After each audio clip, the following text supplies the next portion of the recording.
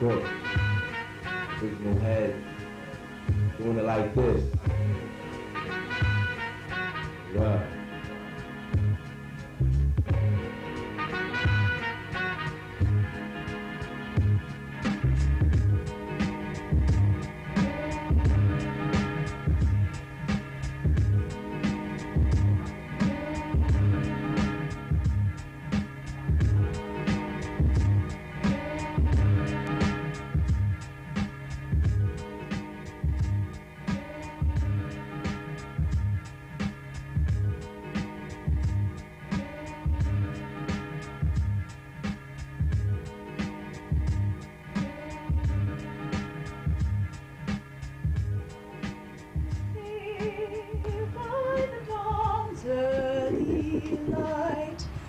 What so proudly we hailed at the twilight's last gleaming, whose broad stripes and bright stars through the perilous fight o'er the ramparts we watched were so gallantly streaming, and the rockets' red glare, the bombs bursting in air, gave proof through the night that our flag was still there. Oh, say does that star-spangled banner yet wave o'er the land of the brave and the home of the brave? I know we have a professional with us. I didn't know we had a professional.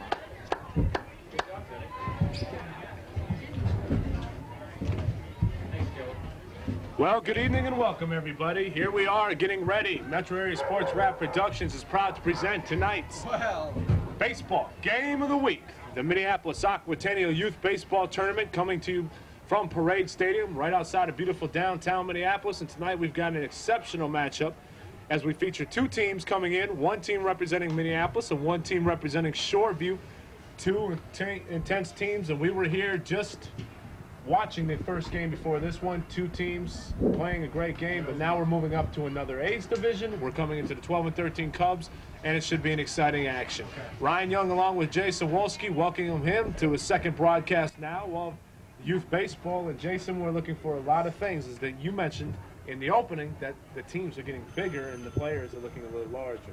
Well, you know, Ryan, that's comes with the age difference here. These kids look like they'll probably be a little more harder hitting, a little better fielding, pitching wise. Looks like from watching the pitcher warm up, he's got a little stronger arm than the younger kids. Basically, what we have here is a showdown between Shoreview and the Folwell Phillies. The Phillies, they won the city championships for their spring league, and the Shoreview club, they qualified for state finals in the B division. So we're looking to see two well-matched teams coming at tonight, Bri. Should be a good game.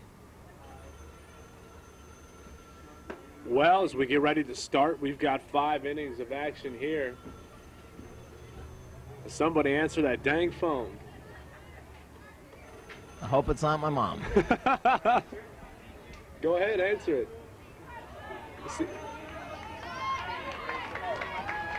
Well, we're ready to start here. Baseball action. Shoreview and Folwell. Folwell from North Minneapolis. Shoreview from, of course, Shoreview out in the suburbs. As we get ourselves started, please bear with us here in the beginning as we try to get things together here. TJ Lorenzen, rather. First baseman will step to the plate. And on the mound for Shoreview is the pitcher, Sakinski. Ty Sakinski. He'll be the pitcher for this one. Well, KO in his first batter at the plate. 1 out. Mentioned we're here at Parade Stadium. This is the Youth Baseball Championships of the Aquatennial Tournament. These teams came together and met at Lake Nokomis for 2 days on Saturday and Sunday. Down there was the milk cart and boat races, a lot of different things for the Aquatennial, including the Jello slide, and now they're coming together. Hit on down to the shortstop. Nice gun by Schwartz. And there's 2 out quickly as Shoreview pronounces in this one. Well, Rye, you definitely can tell by the arm of that shortstop that these kids aren't playing around here. They've been bred to play baseball, Rye. These kids have grown up in the leagues and the youth and the organizations that their fathers and their mothers and their uncles, grandparents have all played in, the family pastime. These kids are here to play tonight, Rye. Behind the plate for this one is Ira Sims. He's the home plate umpire. Bo Townsend is down the third base line, and down the first base line is Craig Armstrong. Those are the referees. 3 referees, and when we spoke with Caleb Gaston, who's the tournament organizer for this league, he mentioned how consistent all the umpires have been and all the compliments he's received on that. He'd like to thank everybody as well. Well, Cashwell got out, the catcher. He grounded out the shortstop. Now Mason Sullivan, he's the shortstop. Number 15 is at the plate. Ball 2 outside. Chakinski, the pitcher on the mound for Shoreview. Nice rip down the third base line. That's going to go in the left field. And Folwell starts it out with a hit. Mason Sullivan coming up big over the third base line. Well, Rye, that wasn't too hard of a pitch to hit. The pitcher pretty much telegraphed that one where it was going, right down the plate. Perfect timing by Mason Sullivan, the shortstop there, to come around on that and drive it down the line. Now stepping to the plate is Jesse Hoff. He's the left fielder, number 8. Hoff. Sullivan on first. Hoff. Shakinski. Nice pitch. Hits the outside corner for strike 1. Right outside of downtown Minneapolis, Parade Stadium on the softball fields, behind the chain links. Hit on down, up the center field. Easy play, and to put out the first. Well, retires 3 as he faces 4. And Shakinski starts his team out the right way. As we'll move to the bottom of the first inning here from Parade Stadium's the 1994 Aquatennial Youth Baseball Tournament.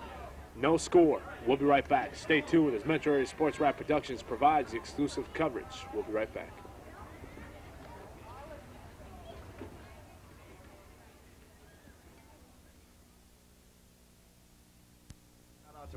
Brian, the PA. Brian's been doing the PA announcing here. Brian Hesser, Metro Area Sports Rap exclusive. We've had the luxury. You're watching the 1994 Aquatennial Baseball Youth Championships 12 Cub. Watching it on Metro Cable Network Channel 6, Minneapolis Television Network, Minneapolis and St. Paul Cable. 0-0, bottom of the first inning. Shoreview at the plate. Well, Rye, this guy looks a lot more mature and older than what we've seen in the past games here in this tournament. Seems to have some control, very good speed. Well-bred, well-matured player here for a 12-year-old, 13 possibly. Pitcher for Folwell is Brent Snyder, number 16, throwing the heat in there. At the plate is Shakinski, the pitcher. Check that, that's Schwartz. Hit the deep left center field, it's going to drop in the gap. And Schwartz is going to have a stand-up single. Well, Rye, all he really had to do was get his hand on the, get his bat on the ball that time, because that ball is coming so fast, has little time to react. All I know is if I was down there playing, I might have trouble hitting some of these balls. But that's because you need glasses, not because you... That's away from the issue there, Rye. Let's get back to baseball. We're just clouded here as we're enjoying a nice evening, a beautiful night tonight, Jay. Oh, yeah. It's turned out to be questionable as we see the runner go on, move on to second. We weren't sure if it was going to pull off, whether it was going to rain or not. Now the rain has stopped. The sunshine is starting to come out. Oh, well, on my way over here, I was thinking of how nice of a day it was, and then all of a sudden I got hit by a couple raindrops, and I was surprised. Sunny skies, rain. That's Minnesota weather for you, folks. Schwartz on the mound. Pitch inside. Fouled off. Snyder, rather, is the pitcher. Schwartz is on first base, second base now. Advances on the passed ball. Steal, I've been told by my statistician.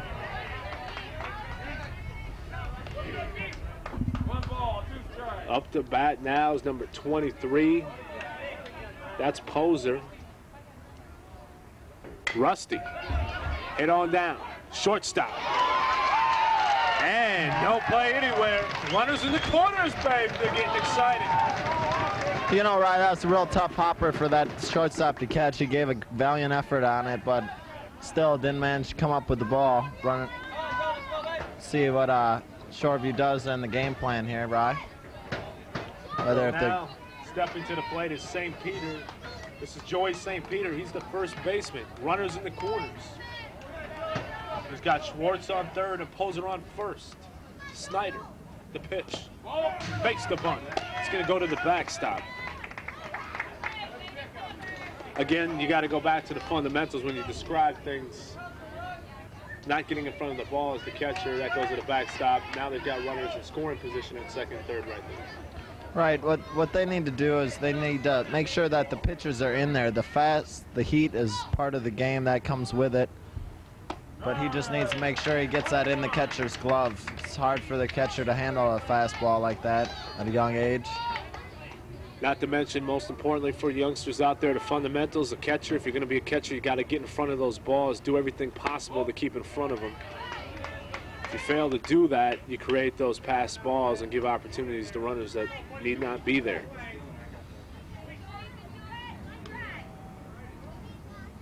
Of course, when you have such a pitcher as Snyder, he's throwing some heat in there. It is difficult sometimes to get in front of those balls. Right, he looks like he's about 2 or 3 years older than all these kids. Maybe there's some things going on here we don't know about. I'm just kidding, folks. I'm sure he's of age. He's just big for his size. Big for his age. So. Strikeout, big KO. St. Peter's strikes out, one down. Runners on second and third. As Kaufman, Joe Kaufman, the center fielder, big 21, will step to the plate. Snyder, the pitch. Hit deep left center. It's going to go in the gap. It's going to go. One run will score. Here comes the second run. Kaufman wants to stand up double. What a shot by Kaufman. Well, Ryan, you know, a fastball, you got to do is swing the bat and put it where the ball will play itself. He hit that one well. That went into the gap in between the left and center fielder there, Ryan. You know, it's not too hard once you put your bat on the ball and keep an eye on the ball. What a blast by Kaufman. Tremendous showing of power, 2-0. Shoreview takes the lead early in this one, bottom of the first inning. Stepping in play now, number 15, Henrichs. Kaufman at second. Good extension of the arms. He got his weight behind it, and he drilled it deep to the fence. Good rotation of the hips, Rye. He got his whole body in that hit. And pass ball, and runner will advance to third. Kaufman will move to third. Henrichs at the plate. Right, it looks like the pitcher here, Brent Snyder, he needs to calm down a little bit. Maybe he's a little excited. Hit on down the first base line. That's fair! And a run will score. Nice hit by Henrichs.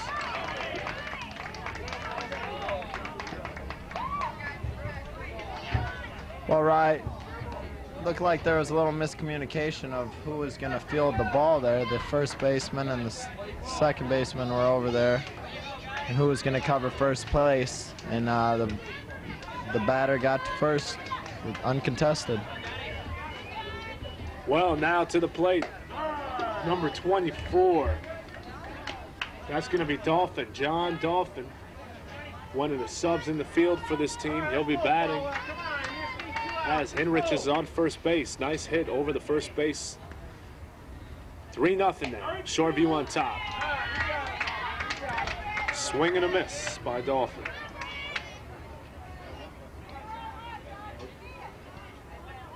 Brent Snyder, the pitcher on the mound. Heinrich checks it. Hit on down to the shortstop. He'll try it. Nice arm. No, he took his foot off the bat. Well, that's just a fundamental error there by the first baseman, Mariah. You always got to know where that base is. When you're playing first base, that's like your baby. You got to know where that is. You always should have a foot on that at all times. If not, you got to come off the bag and play the batter instead and forget about the bag. Now at the plate, number 17, that's Carl. Jeff Carl. Henrich is on second. Dolphin on first. Snyder on the mound. Carl at the plate. 3-0, Shoreview up in the bottom of the first. Up high, ball. Yeah, right. We've seen a lot of these teams in the tournament here take over in the first inning, score a lot of runs. If it's anything like the last game we've seen, Folwell's in for a long day and many pitching changes. True, in the first game we saw earlier that you can also see Metro Cable Network winner taking that one was Woodbury as the ball is fouled straight back above our heads. Woodbury, the big winner, Woodbury blew the winner in that one, beating Hiawatha to take the 10 and 11 Euro championships. This is the 12 and 13 Cup. The pitch by Snyder. Hit on down. That's going to be nice grab by the second. Double play! Unbelievable play, Ryan. The shortstop deserves a gold medal, golden glove. Give him anything he wants at this point in time. Excellent play. I don't know if I've seen that type of play seen at this level by these kids. That was excellent. Mason Sullivan, what a great double play. 3-0. Shoreview stopped here at the end of the first inning. Great play as he doubles it up to grab the ball and then touch the base on second for the double play. Well, we'd like to remind you one thing here at Metro Area Sports Rap Productions as you take a look at the beautiful downtown skyline. Jumping Johnny Montantis, ranked number 9 in the world in the WBC. Yes, he's creeped into the top 10. We'll be fighting as Metro Area Sports Rap brings the exclusive coverage of Fight Night. Yeah, that's right, August 3rd, 1994 at Bandana Square. Outdoors boxing as professional boxing moves outdoors in St. Paul. So make sure you can check it out and be down there in attendance as we want to see you down there.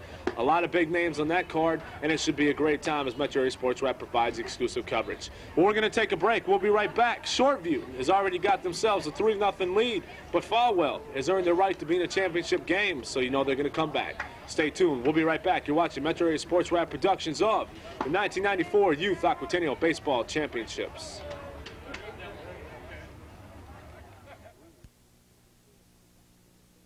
Welcome back to action here. Top of the first, the pitcher, Snyder. Nice drive. That's going to be in the left center.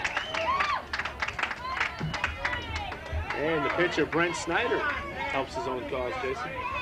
Yeah, well, we're going to have to give a error to the shortstop, Schwartz, on that one. Definitely didn't keep his eye on it, but a good attempt on a speeding rocket line drive like that from a big guy like Snyder, the pitcher. Pat Huth, the third baseman, will step up to the plate right now. As Folwell, North Minneapolis team, finds themselves down 3-0 early in the second inning.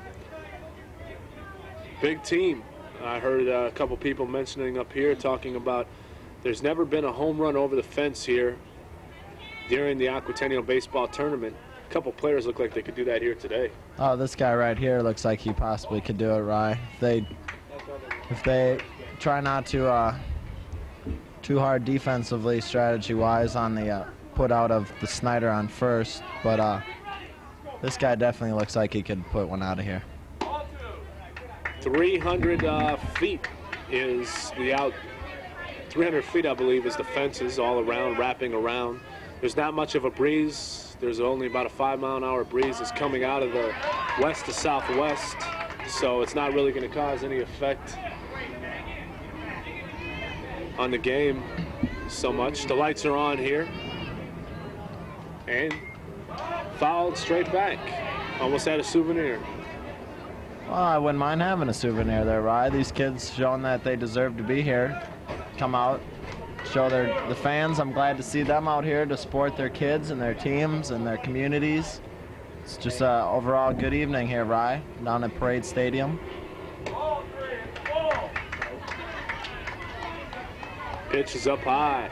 On the mound for Shoreview is Shakinski. Ty, he's pitching. And fouled back as Huth tries to make contact. Snyder right now on first.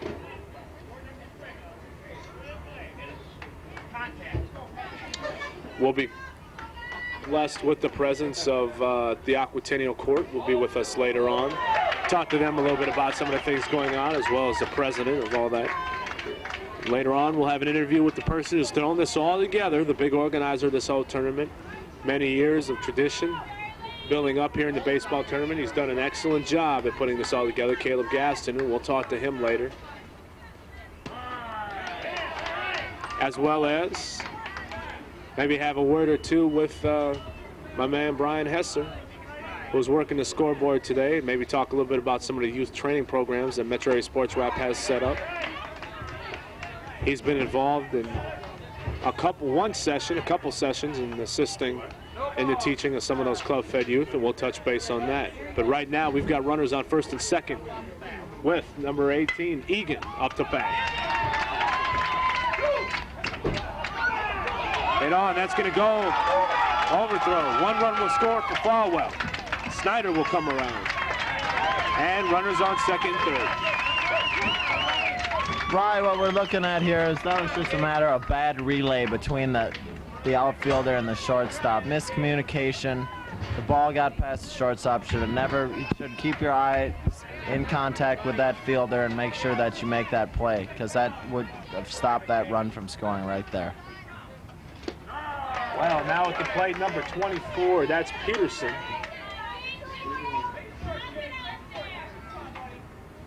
Peterson at the plate, runners on second and third with a big lead at second. I see now warming up on the Shoreview side in the bullpen, number 13, Lodgaard. Eric Lodgaard is in the bullpen. And 3 strikes right down the pipe. No, Rye, those are 3 quality pitches there, well placed. One kind of outside, could have been a ball, but it was called a strike. And a couple of good high heat fastballs from Ty here in the Ty Sazinski in the second inning here. Second inning, 1 out. Runners on second and third. The pitch. Fouled back, that's going to go over our head. Glad my car's not parked over there, Rye. We've seen several of those balls come over here. Possibly taking out windows. Taking out the van windows, maybe. The MTN truck down there. Well, it'll be coming out of your pocket.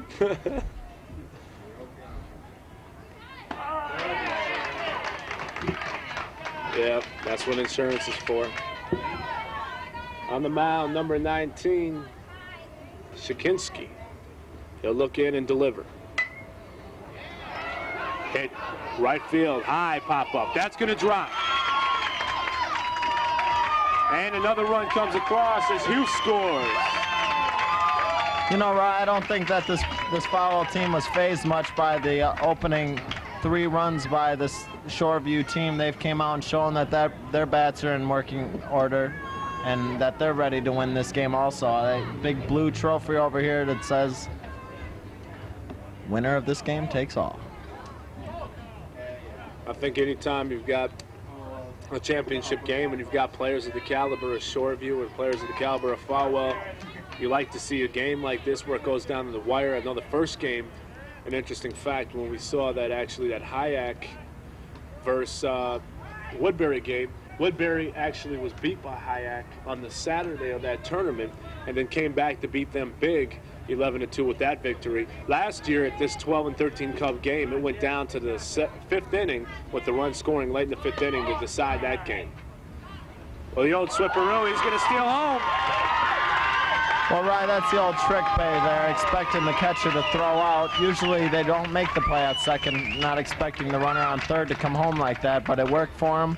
An error, again charged to the shortstop. He needs to keep his eye on the ball when it's coming in. He had him beat by a mile. Well, now stepping up to the plate, number 3, Jared Iverson. He's the right fielder. A runner on second. Iverson fouls it straight back.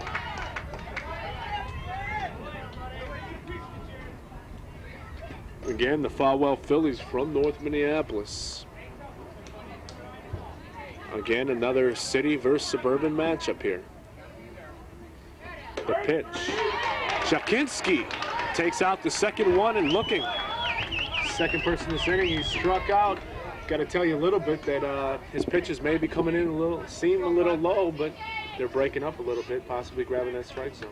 Yeah, a lot of the batters aren't expecting it to come in so low, and then again, it might have a slight raise on it at the end, trailing, and the batters aren't ready for that type of pitch. They want right down in the middle. That's the ideal spot, obviously, where anyone would like it. They're little trouble hitting these high ones here, Rye. Up to the plate is Mike Costello. Mike Costello's the second baseman. Runner on second. Tied at 3 here in the second. Fouled back.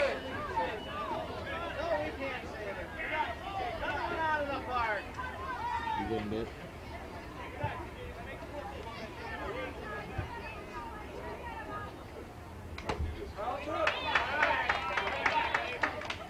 And ball outside. Well, 2-2 is the count.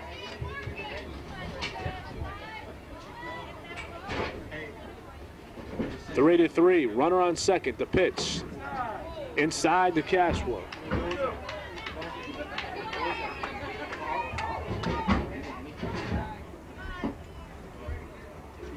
Now the pitch. Strike 3. And Shakinski gives up 3 runs, but strikes out 3 batters. To end the second inning here. As we go to the bottom of the second, rather, not the ending, but the bottom of the second, we see Shoreview and Folwell tied at 3. Stay tuned, we'll be right back. You're watching Metro Area Sports Rap Productions of the 1994 Minneapolis Aquatennial Youth Baseball Tournament.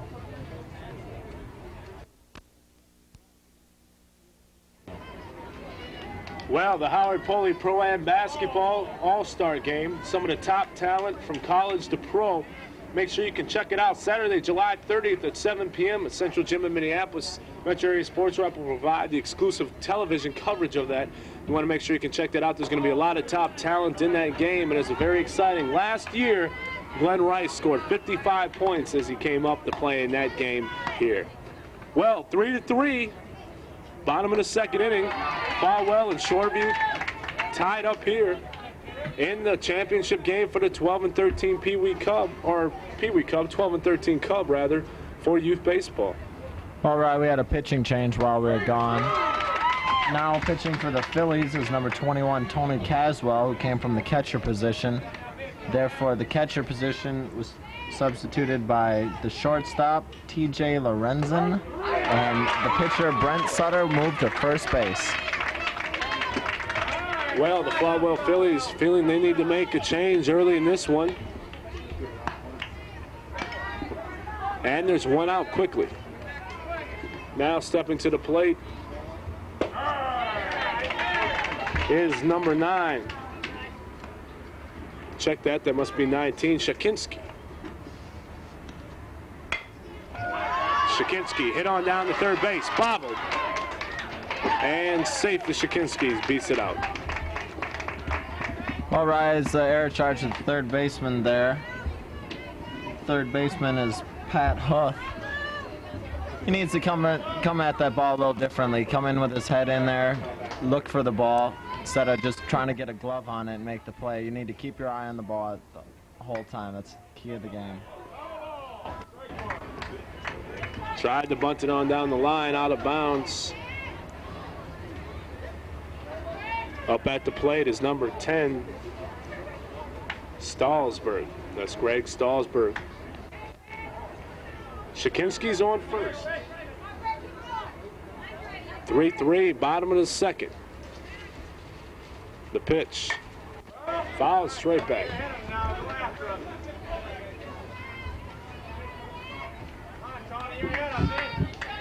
All right, looks like the pitching change by Fowl here has done him somewhat.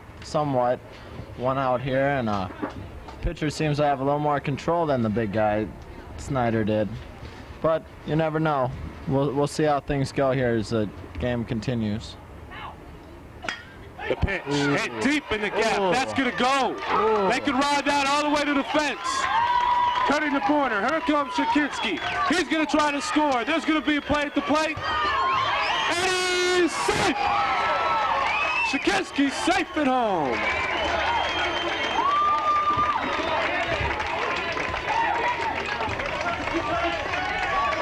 All right, that was an excellent hit by Stallsburg there. Right, he jacked that one so hard I couldn't even see it by the time I left here. Fortunately, at this age, I don't see him putting him out of the park, but that's about as close as we might see it, Rye. That's right. Nice hit by Stallsburg. The little guy really stepping up, and now stepping to the plate. Number 20, Bostrom. Gerald Bostrom. As Tony Caswell giving up his first run. 4-3, Shoreview on top. Runner on third. What's more interesting about this is the stealing aspect is a lot more usable than this, a lot more options as a coach to be able to use the hit and runs and different stuff like that. Oh yeah, definitely, right. It gives the players a little opportunity to play like all their heroes in the major league and college, whatnot, high school even, if they see it that way, to lead off and to steal and have a little more excitement on the bases. Well, a walk's going to be given up to Bostrom. He'll move on to first. So we've got Stallsburg on third, Bostrom on first, and now stepping to plate is number 12, Pietzel, Joey Pietzel. We'll see what he can do. One of the subs in the field for this team. Caswell checks both runners with the set. Ball low. And they'll let him take second base. A good choice there. You don't want to risk throwing it. We saw what happened earlier. Exactly right. That's what you try to avoid, is just errors that are caused by trying to get the runner out when there's no need to. There's no room for him to go on third base. Concentrate on the batter. There's one out here. It's basically all you need to do. Casual. The pitch right back at our eyes. There's a wake-up call for you. All right, I'm glad this fence is here to protect us, or else I would have multiple head injuries at this point in time. I don't know about you. If you're a little slower than I, you probably would have got hit by a couple more than I did. Don't go there. 4-3. 4-3. Shoreview on top. Fouled straight back over the backstop. Right, I really like this pitcher's style. He kind of reminds me of a young Rob Dibble. He throws his glove, his leg, his hat, everything at you before he delivers the ball to you. It's kind of a confusing windup for the batter. He sees many things coming at you. The glove goes up in the air, and it's hard for the batter to know which one's the ball when you're concentrating on only the ball. So you got to watch that. Bostrom on second. Stallsburg on third. And nice drive by Pietzel. One run will score. Center fielder has trouble with the ball, and 2 runs will come in. Pietzel will take second.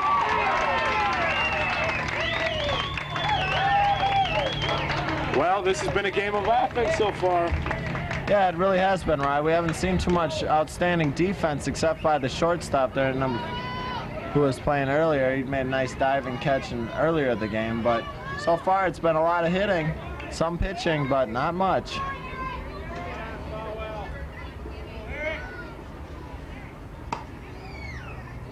Now at the plate, number 13, Laudgard, he'll bounce out, and nice easy put out for there, 2 down. Well, pitching change made at the beginning of the inning by the head coach for the Folwell Phillies.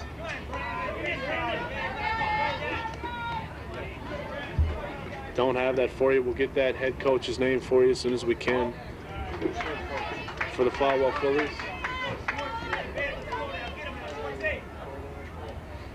At the plate now, number 16, Schwartz. Pietzel on third.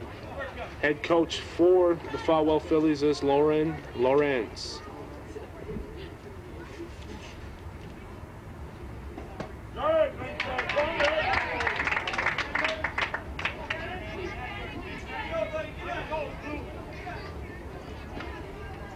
Looks in, the set, the pitch. Schwartz, drive to center field. Camping underneath it, and the catch for the out. Nice grab by the center fielder. Sterling Egan makes the put out and stops the bloodshed here in the second, top half of the second. So on we'll move to the bottom half of the second inning. 6-3 on top. Shoreview jumping out on top of Folwell. We'll be right back. Stay tuned. You're watching the 1994 Minneapolis Aquatennial Youth Baseball Tournament 12-13 Cub Championships. We'll be right back. 13 Cubs.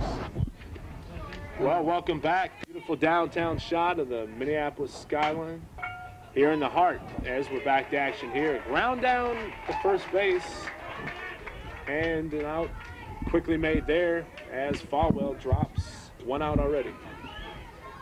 That was number 6, Mike Costello, grounds out the second. Now Tony Estrom, number 4, stepped to the plate. He's the left fielder. The backup left fielder.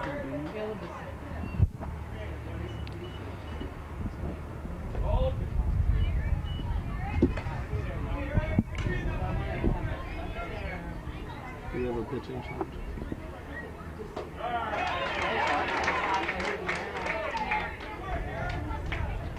On the mound for Shoreview is number 13, Laudgard. He's replacing Shakinski. I don't really understand why they substituted for Shakinski at this point in time. That we'll never know, but he seemed to be pitching quite excellent for this game. 3 strikeouts in the early innings. That is the strategy the coach has chosen. Then again, the other side of that is you want to look at that there's probably coaches probably looking to implement a lot of different players, give them time, keep the arms fresh and keep the rotation fresh.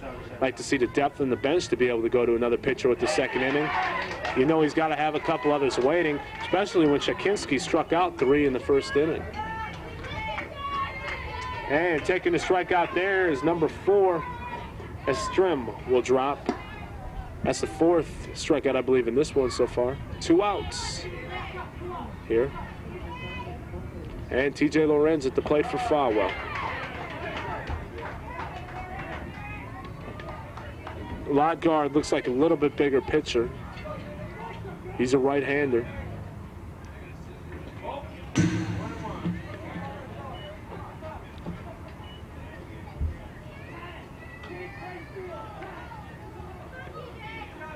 Beautiful evening here at the Parade Stadium. This is the softball field.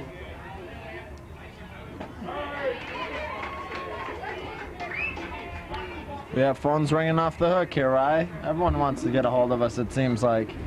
Want to know when this game is going to be airing on TV?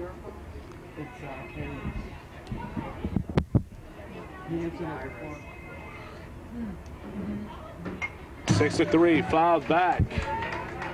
Lorenzen.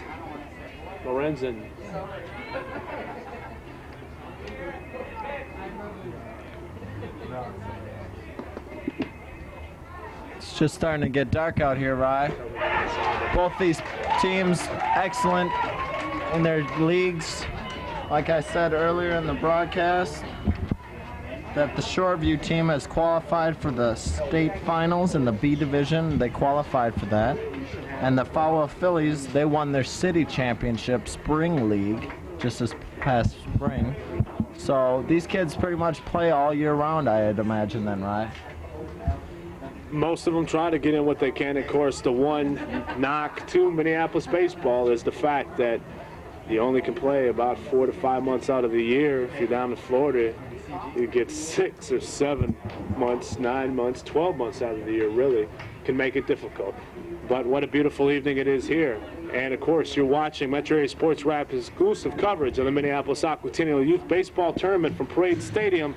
Look at the moon as we take a look at the beautiful sky. What a night it's become. Well, stay tuned. We'll be right back.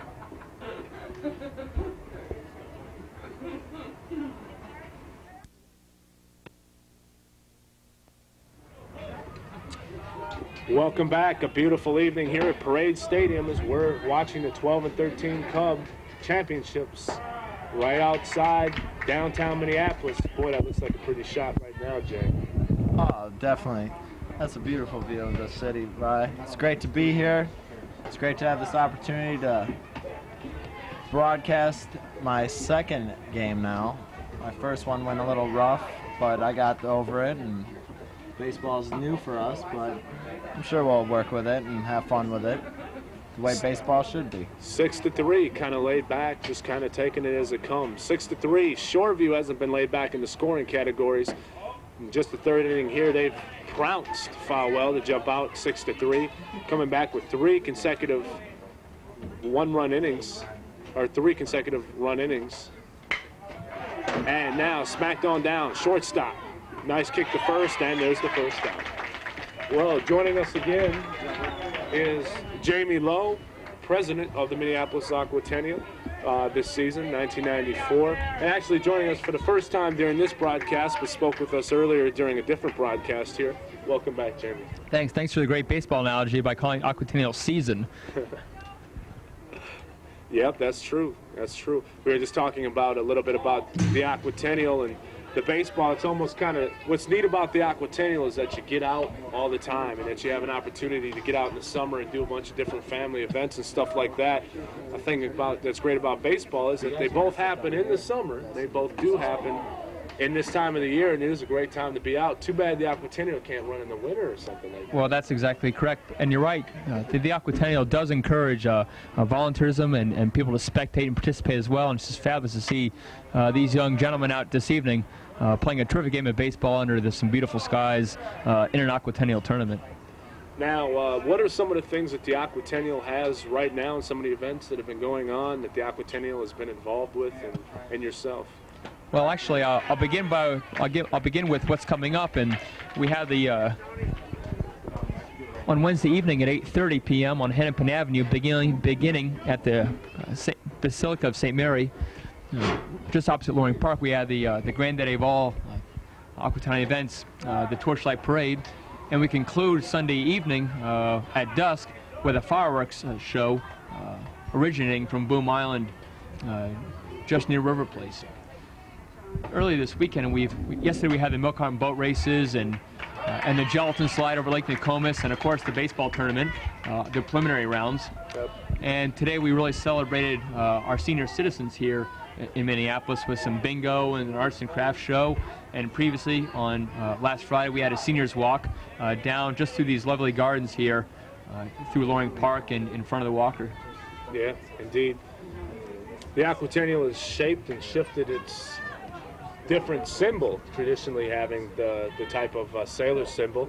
This year there's been a change kind of in the Aquatennial venue, trying to make themselves more accessible to different communities inside the city itself, as well as to explore some of the creative minds of people in Minneapolis too. That's correct. The Aquatennial really wants to recognize the city of Minneapolis because it serves as a melting pot for many different cultures and people all living within our boundaries, and so it's very important that we reach out to all the neighborhoods and everyone who lives in Minneapolis and welcome them to the Aquatennial, and more importantly host events which create unity, and we can learn more about each other and become friends and work together in building a better city.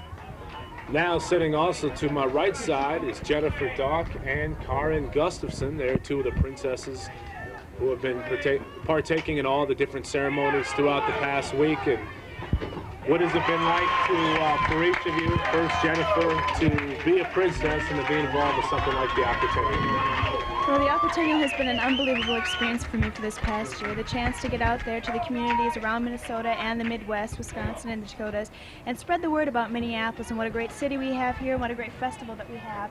And promote volunteerism to the other communities has been unbelievable. The public speaking appearances that we've gotten the opportunity to take care of, and just the chance to get to know a little bit more about myself this past year. And what about you, Karen? It's just been an incredible experience joining the... Hi there. Just being involved in the different activities that Aquatennial has for the community as well as the surrounding communities of Minneapolis. As Jamie mentioned some of the activities, it's been incredible that we could be a part of them, and I would also like to invite you to one of my favorite events, the Torchlight Parade, which is Wednesday night at 8:30 down Hennepin Avenue. I believe Jamie mentioned that as well, but it's great. It's been great to see the community spirit that Minneapolis has, and I'm very excited to be a part of it this year.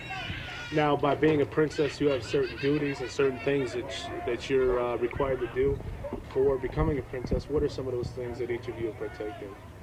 Well, at the community level, we each represented our towns. I was a former Miss Cambridge, and Jennifer was the former Miss Anoka. And last year, we came down to Aquatennial for a week to stay as queen candidates, along with 40 or 52 other candidates. And there were several activities, including interviews and public speaking opportunities where we were judged on our poise, personality, and speaking abilities.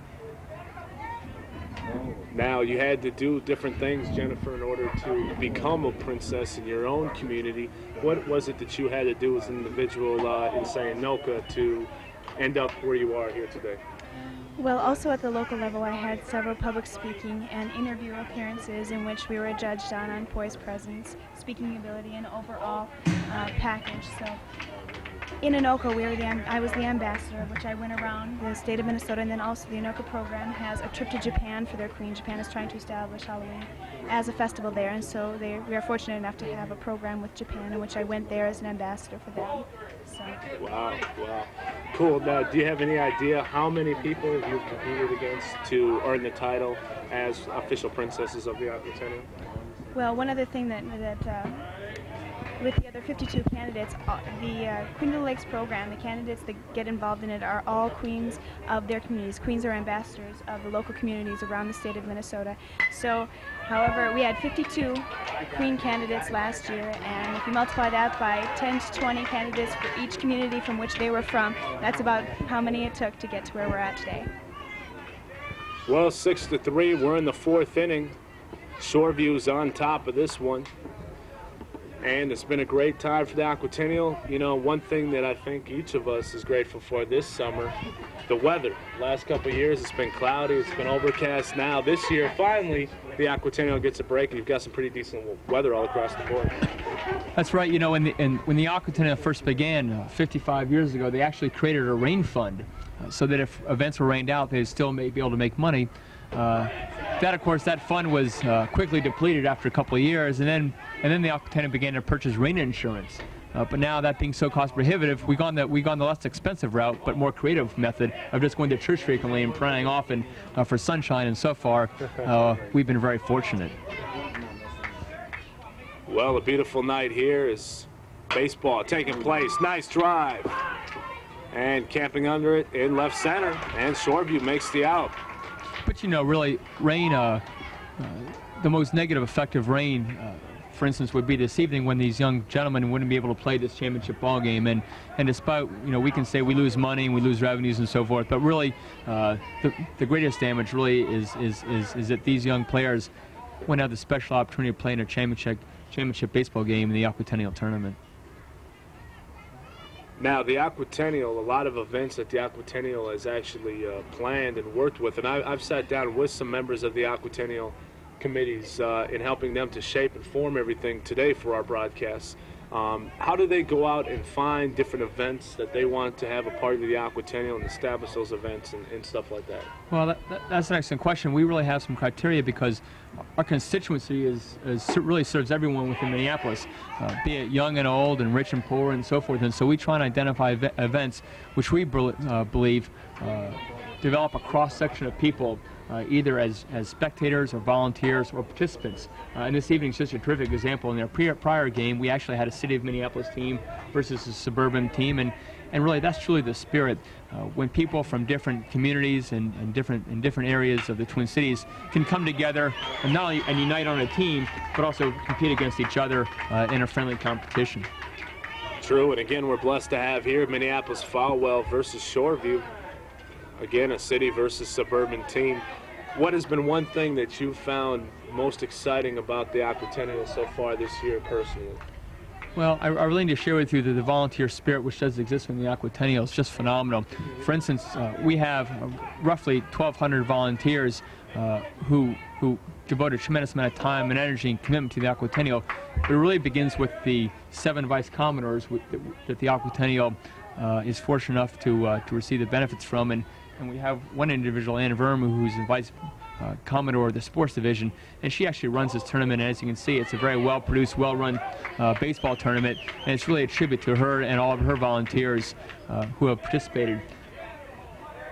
As well as Caleb Gaston, we don't want to overlook the man with the idea behind it all, who's put this whole tournament together and represented very well the talent of the metro area with the baseball teams and different stuff like that.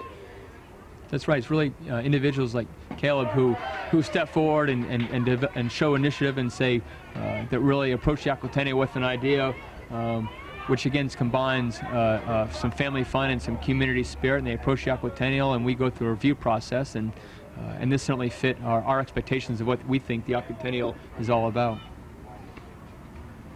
Well, an interesting evening here.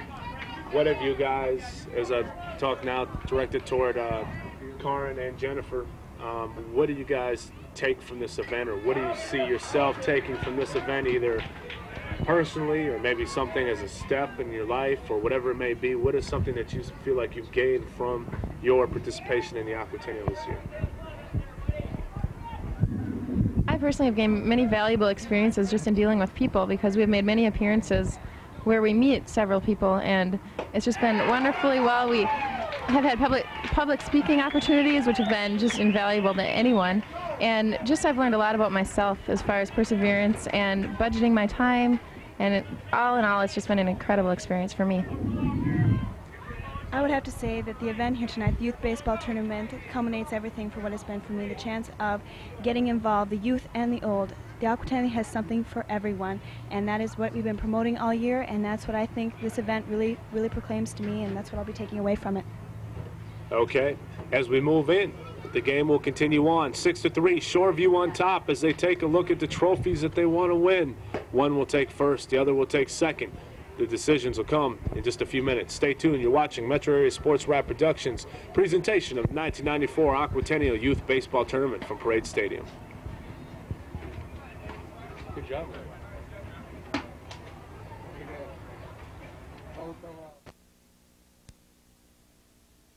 Like this, just doing events like this, and now I'm executive producer of everything here as well.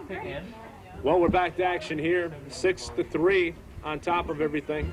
Folwell, Minneapolis, going to try to close the door to Shoreview as we're trying to take the game here. Still visiting with the Aquatennial Princesses, and as well Jamie Lowe, the president of the 1994 Aquatennial. And how did you become president, Jamie?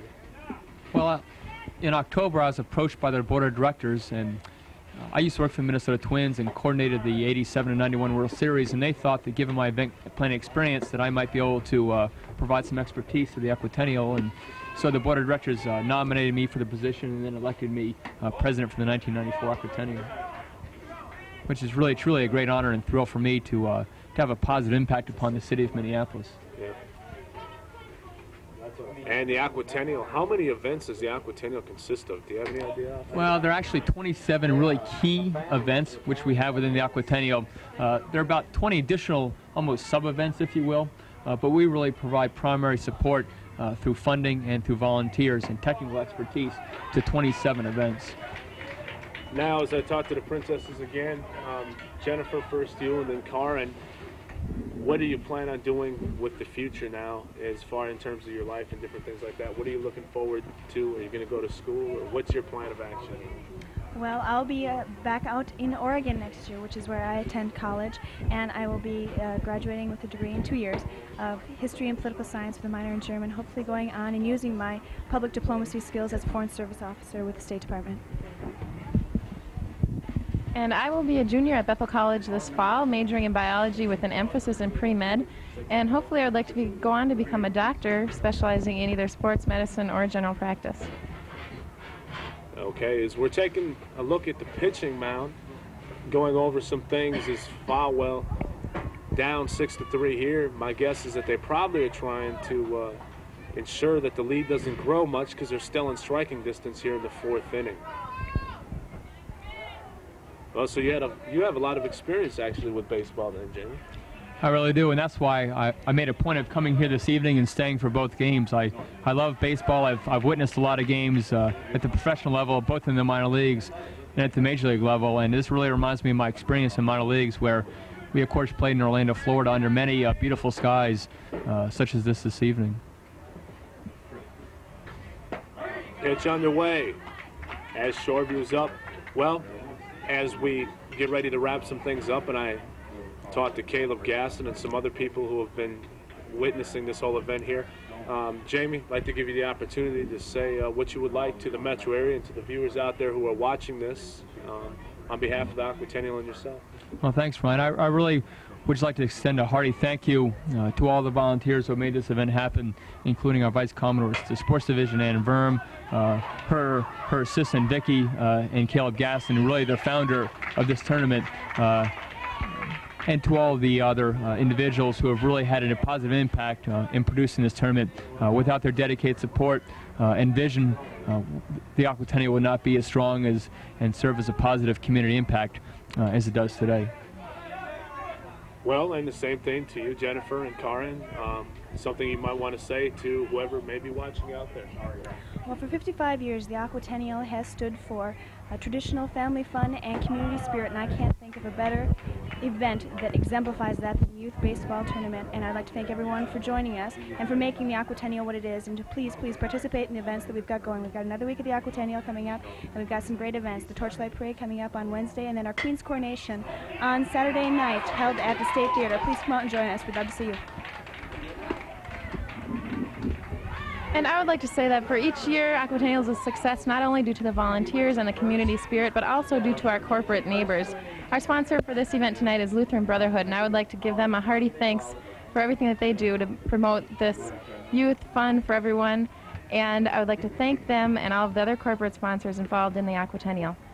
Okay. Karen Gustafson, Jennifer Dock, and Jamie Lowe, all stopping by here to visit with us in the Aquatennial. I'd like to thank each of you and thank the Aquatennial and hope that we can continue to work together to produce some of the sporting events in the future for the Aquatennial. And thanks for giving us the opportunity to talk with each and every one of you. Thank you, Ryan. And he's out at home. Nice play.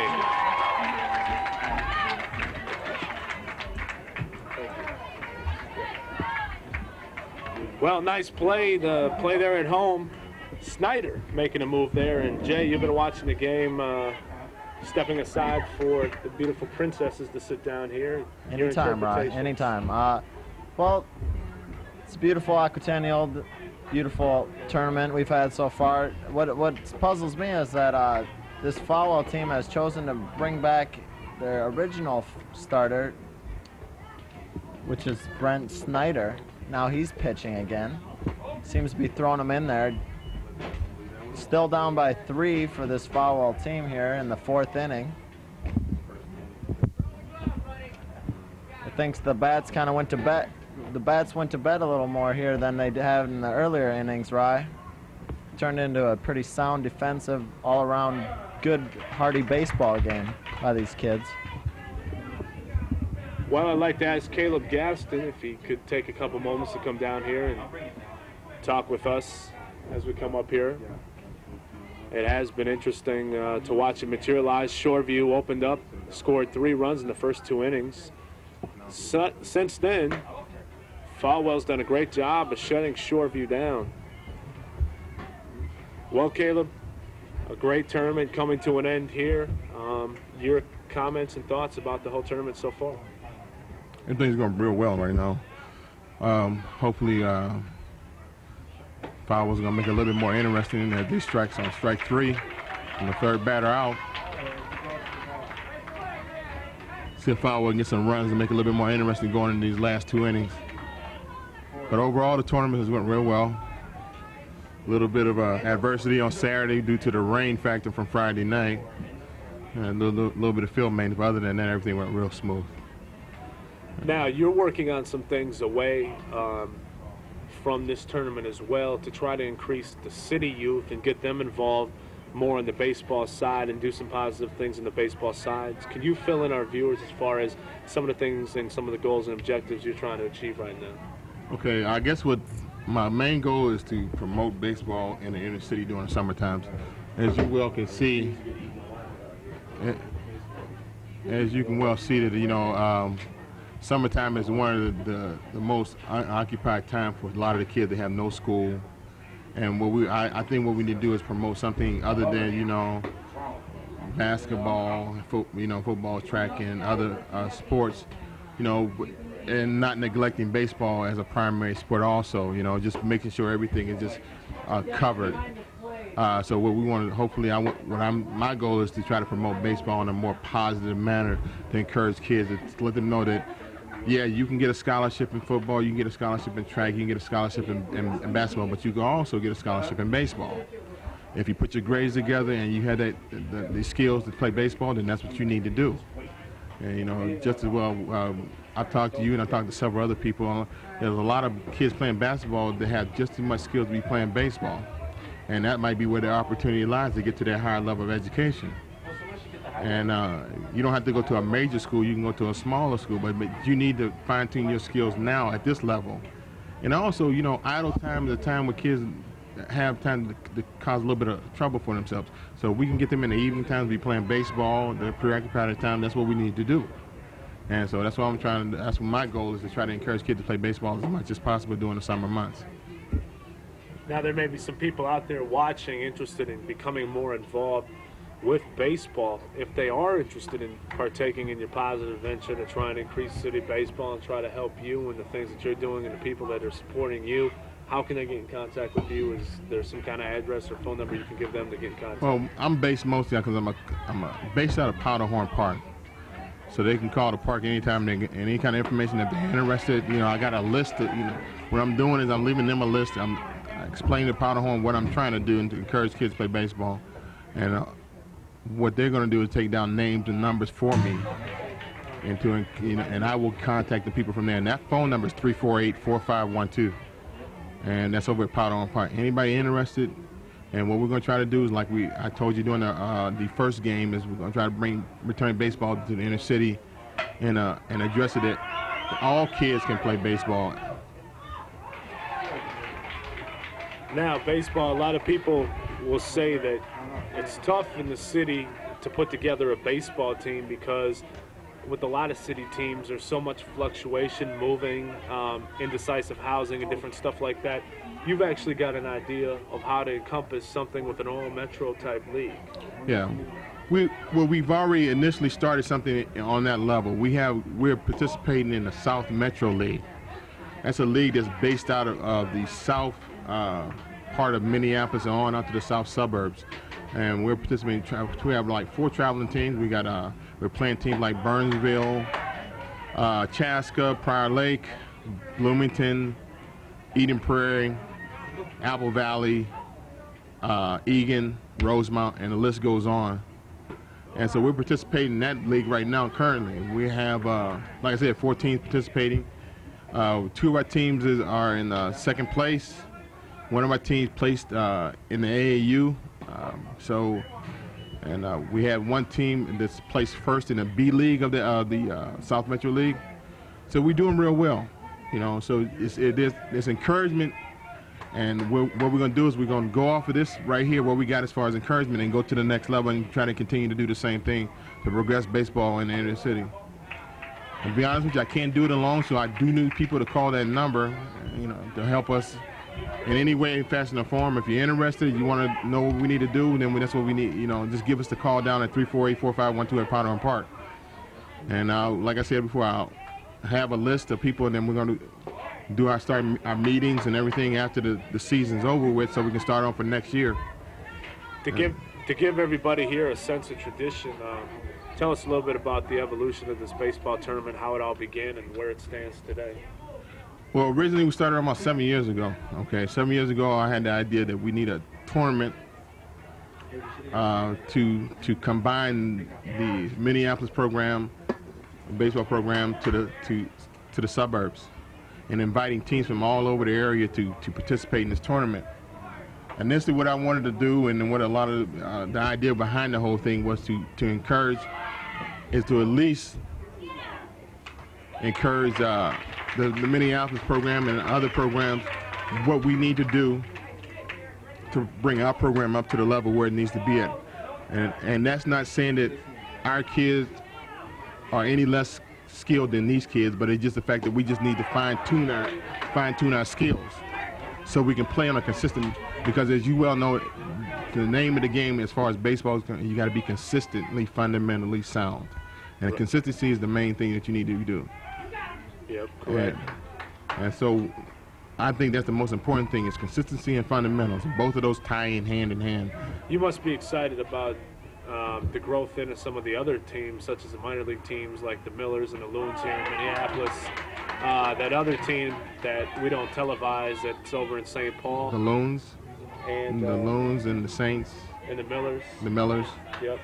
Yeah, that's encouragement. But what we would like to do is for those to drop that down another level. Hopefully this get in the spectators and the parents that be enthused about baseball, and maybe to encourage their kids to start participating in the baseball program at the lower level. Yep. So yeah, I'm excited about the minor league programs that are available, and hopefully they can, somehow we can just do a feeder system where they can just help us out, any type of way, helping the city out, since they're mostly based out of the city. Yeah. And out of the St. Paul and Minneapolis area. Not to mention a lot of those teams are drawing their talent from the local area, local talent, to try to increase their value even. Well, that's true. If you got local talent, you have local fans, you have more spectators coming out to participate. And at this point in time, they should be encouraging that if they want more local talent, they need to encourage somebody at the lower level to find some way to tie in both the youth leagues, and so we can have that program going. Because if you notice in the high school program in the cities, I don't know when is the last time we had a city champion. Okay, well, the bad moon is arising. As you take a look to the sky, you're going to see the beautiful skylines and different shots here as the Aquatennial Baseball Youth Tournament will continue. Here from Parade Stadium in downtown Minneapolis, we'll be right back.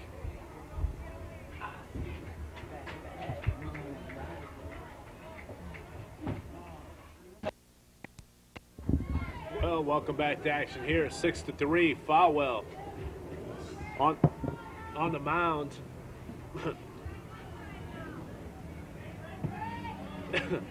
Mosquitoes flying in down here at Parade Stadium. 6-3, rip foul down the line. Shoreview has pretty much been in control of this one, Jason, since the beginning. 2 innings when we saw them get 3 runs in 2 consecutive innings. Well, that's basically all that's what has done it to this Folwell team so far. The bats have been cold on both sides, and the defense has picked up. Excellent defense, pitching-wise, on the part of both these ball clubs. Folwell needs to keep their heads in it, make sure that the pitcher stays with it, and get them bats ready for their at-bat. Well, still visiting here with us is Caleb Gaston, the organizer and person who's put this idea together for the youth baseball tournament. One thing I see a lack of in a lot of sports, it's not just baseball, but it transcends directly to baseball, is the lack of fundamental training from the beginning. Learning how to get in front of the ball, learning how to knock the ball down, learning how to move the hips and break the wrist and all that type of stuff. And I think that it all goes back to the fact that you need not lack of coaching. And I mean that in the sense not enough coaching, not enough coaches. When you want to run a team, when you got 12 to 15 kids on your team, you need at least 3 people to help to participate as far as helping the kids learn the fundamentals. If you can break it down. You got 4 kids right here, you got 4 right here, and 4 right here.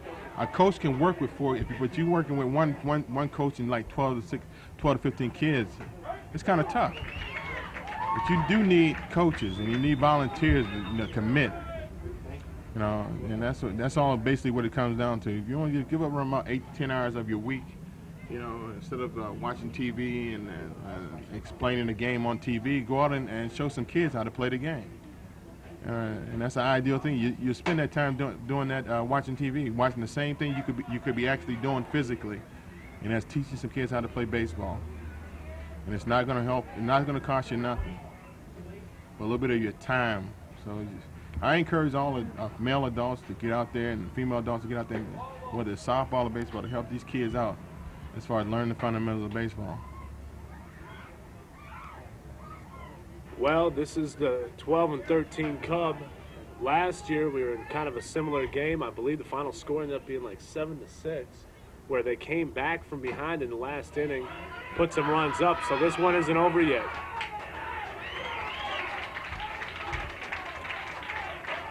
Well, Shoreview brings the insurance run across. 7-3 now, Jason. That was an excellent bunt there by, I'm sorry, I didn't catch his name. But it was an excellent play by that kid there. He laid it right down the line. I'm sorry, he ran off the field before I could get his name. Pitcher needs to just settle down here. 2 outs. Top of the 5th. Should be a good ending of this game here. Now, with the 12 and 13 Cub, we are going 6 innings, right? Yeah, we're going actually 6 innings. One more inning at the lower level, which is Pee Wee. What is one thing is being around baseball, working with baseball, where is baseball? You hear all these contradictory statements about it's the hitting or it's the lack of quality pitching these days. What is it in your perception that baseball needs to improve at? Baseball? Pitching. Pitching is, I think, the primary,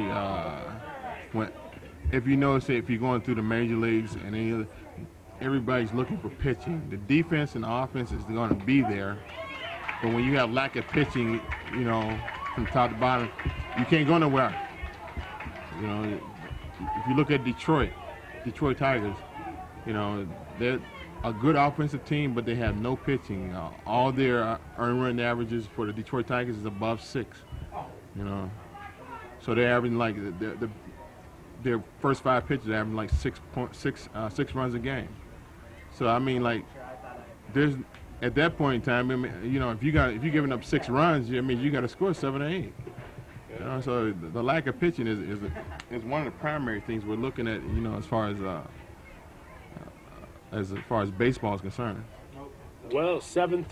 We're going to take a break. There's a break on the field. You're watching Metro Area Sports Wraps Productions exclusive coverage of the 1994 Aquatennial Youth Baseball Tournament. We'll be right back. Stay tuned.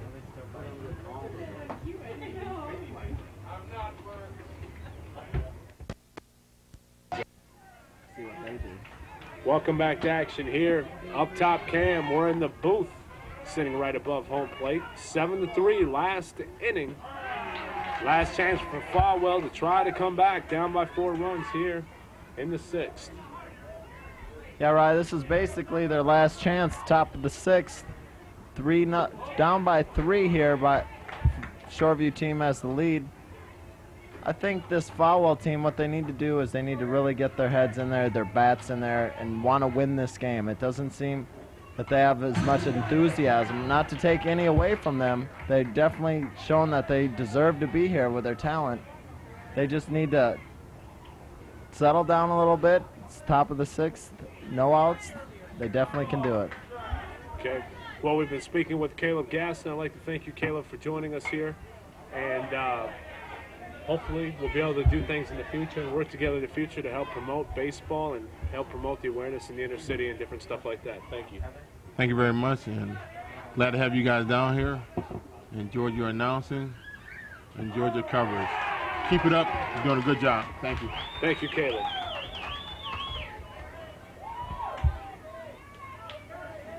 Well, 7-3 coming down here in the stretch. 1 out now. Sitting to my side is Brian Hesser. And Brian, one thing unique to Metro Area Sports Rap, and the one reason I bring this up to you is because you're a person who's been involved with the classes from an outside eye looking in. We've got youth training programs and working with club-fed youth to train them in television and production that has begun to be very successful, and we've seen a real vibe being created in these classes. Talk a little bit about the youth training programs. Well, I've been involved now for a couple weeks as those classes are getting underway, and I think that's just an excellent example of how we at Metro Sports Rap have been growing, and the different opportunities we're trying to extend to the communities, you know, that we work with, and essentially have to thank for the events that we have the opportunity to cover, and to become involved with Club Fed and the things that they have going on with our youth programs now, and training the kids on every aspect of video production, from studio shoots to eventually we'll get into the van so that they can get some experience doing some games such as the one we're doing right now, as well as the radio and that whole side of things. You know, it's been incredible for me to sit back and watch, you know, the things that you've been putting together, and the opportunities you've been giving the crew, as well as the students as we start to branch out and extend the opportunities to younger and younger individuals. Well, while we have, maybe if we could pull up there some of our graphic for the address here. If you'd like to get in touch with Metro Area Sports Rap Productions, you're interested in our different youth training programs, please put our address up so everybody can drop us a line and let us know what's going on. You can drop that to Metro Area Sports Rap Productions in care of MTN, 125 Southeast Main Street, Minneapolis, Minnesota 55414. There it is, you see there. MASW Productions. Give us a call at 660-0319 or give us a fax at 331-8578. And we'll give you all the information about our youth training programs. And if you're interested in being involved at the high school level, and remember, for things like Caleb Gaston's baseball or for Metro Area Sports Rap, we need support. We need your underwriting. We need your financial backing in order to make these events that much more incredible and increasing. Well, big strike there is that's it. That'll end it. Shoreview, the big K on the final out. Shoreview will win this one and take the 12 and 13 Cub championship here at Parade Stadium. Well, Ryan, it seems like after the first two innings there, the Shoreview club didn't turn back. All they were was looking at that trophy the whole time. Maybe they had an eye on it from their dugout. Told all their fans and their family to come down here and watch them win this tournament. Congratulations to the Shoreview team. Also, congratulations to the Folwell Saints team, who displayed an excellent team effort here tonight. I'm sure they have on the whole route to this final in the championship of the 13-12-year-old Cub. Great game all around and a beautiful night. Rye? Well, it's been an exceptional game. 7-3 is the final score here. Two Minneapolis teams not being successful in this tournament, but they're successful in their own way because they were able to come here and check this out. As they accept the awards and as we go with that award ceremony, I would first like to take a look at some of the events that we have coming up on the horizons here. And as we take a look at those events, let's check out Fight Night, Minnesota Professional Boxing, exclusive coverage provided by Metro Area Sports Rap, featuring Jumpin' Johnny Montantes. He's now ranked number 9 in the world in the WBC. That's going to take place August 3rd, 1994 at 7 p.m. at Bandana Square in St. Paul. I'd like to encourage everybody to stop down there and support Jumpin' Johnny Montantes, as his dreams of bringing a world title are becoming more of a reality each and every day. And Metro Area Sports Rap would like to see your support in that event. Another event coming up right around the corner is the Pro-Am, Howard Pulley Pro-Am Basketball League, and this is going to be a great event as well. Top talent, college or pro, Saturday, July 30th at 7 p.m. at Central Gym in Minneapolis. Last year, Glenn Rice was there, and that's right, Glenn Rice, college player, he came in, scored 55 points in that game, and it was now a professional player, but he was a college player at the time. Scored 55 points in that game. It was a heck of a game for him. That's some of the talent you're going to see. A lot of the top local talent. Metro Area Sports Rap will provide exclusive coverage of that. Rumor has it there's going to be a slam dunk and three-point contest there as well. Also remind you to check out the Aquatennial volleyball tournament championships coming up Sunday, That's August 24th, and we'll be down at Thomas Beach at Lake Calhoun to televise that event, and that should be a great event to be involved with as well. Come down there and support the local volleyball as KDWB, the Minneapolis Aquatennial, and Pridersize, and Metro Area Sports Wrap provides the exclusive television coverage of that event. Well, here on the baseball scene, this is the youth baseball tournament, 12 and 13 clubs. Shoreview will take the championship, and Folwell from Minneapolis will become the second place winners. As you see the trophies there and the winning team, a lot of pride for each of these teams. The suburbs win again, but as I mentioned, a monumental game is two teams tonight from Minneapolis. This is the first time that we've seen this in our 2 years of covering the tournament. First time in 2 years that we've seen this Minneapolis team represented here, and they did a fine job by getting there. 7-3 the final score here in 6 innings, only taking that long to get it. So as we get ready to rock here, we'll take you into the award ceremonies as they go through some of that, join some of that in action. Got to take a look at that moon if we get another opportunity for it. Just a great night all in all.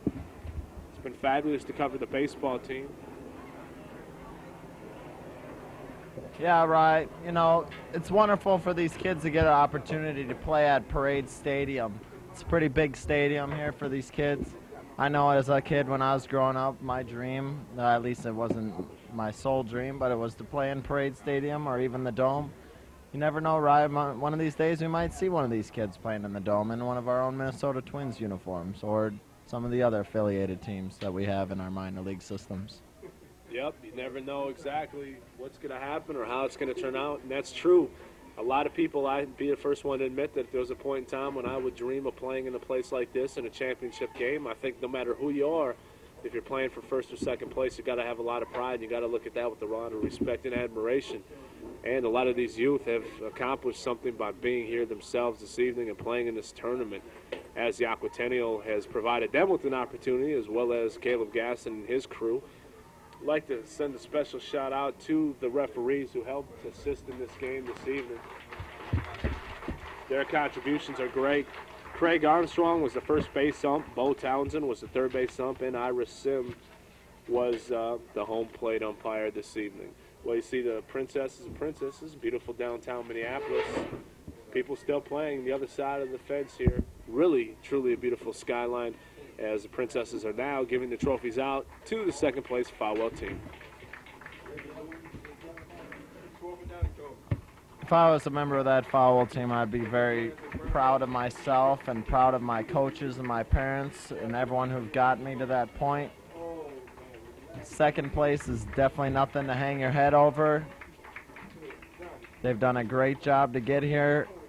The road to the tournament was grueling, I'm sure, for both of these teams. They're both very talented teams, very talented coaching. Overall, a very well-displayed talent by both teams. Well, we've had a lot of talent in other areas, and that is in the crew and cast here. Making their debut was Rich Smith this evening in the first game here. Also, you, Jason, making your debut. Rich Smith directing, you as announcing. We've seen Bob Miller come back from the Tony Gear days and become an excellent addition to the crew. We've watched John Erickson and Travis Ford give us great camera work.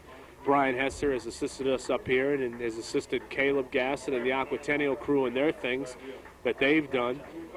Jim Dirks for taking the van out and for helping us get everything going. Nate Maynes, Heather Payne for their excellent work in the truck as well. And just an all-out effort by everybody involved. It's been a great evening here of Aquatennial coverage. I'd also like to thank all the members of the Aquatennial for making this possible for all of us to be here. It's a beautiful princesses down there giving out the trophies to the Folwell clubs. Shoreview team looks a little eager to receive their trophy there, Ryan, don't you think? Well, they're excited. First place is theirs. I'm sure they'll sleep pretty good tonight when they watch this on TV.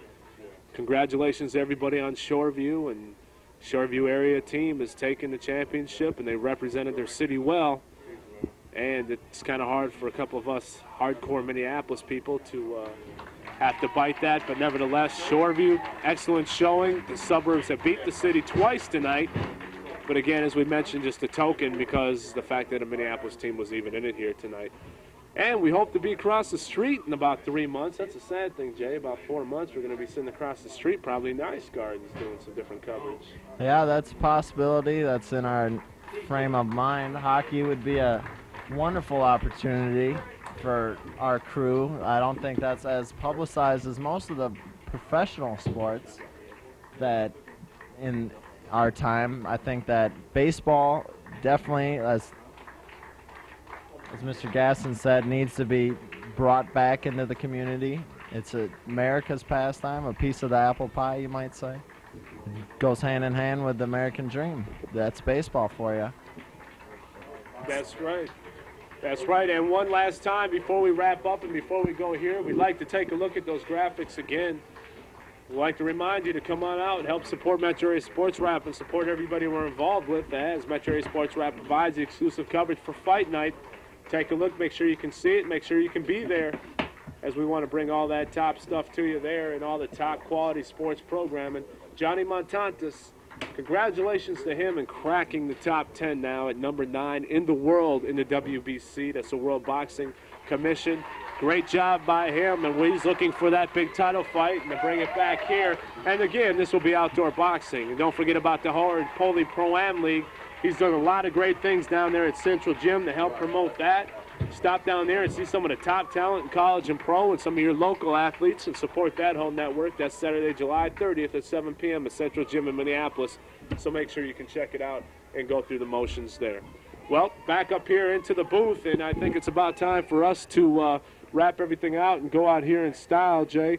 It's been a great opportunity, and how has it been for you in your broadcasting debut this evening? How are you feeling? Well, Rye, when I woke up this morning, it was a normal day, and didn't really expect to be doing this.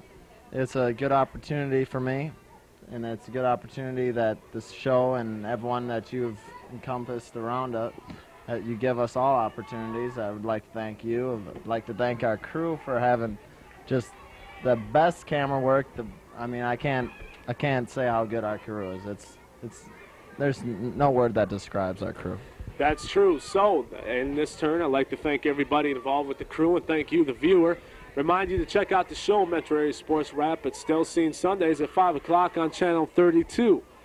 The difference is it hasn't been on for a little bit as we're getting ready. We're in a brief production break now for the show. But wait, because in August, in the end of August, beginning of September, when we start dropping bombs with the show and start to take it to those next levels, we aim for our goals of broadcast TV by the end of it all here.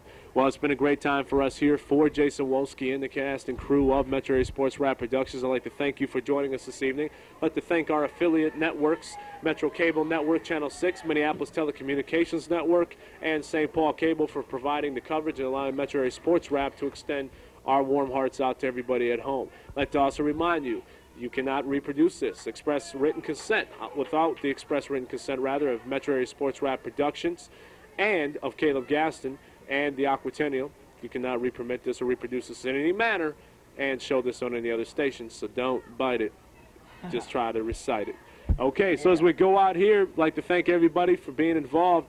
For Jason Wolske, the cast and crew of Metro Area Sports Wrap Productions, from beautiful downtown Minneapolis as we go out the way we should to the skyline. Thank you and have a good evening.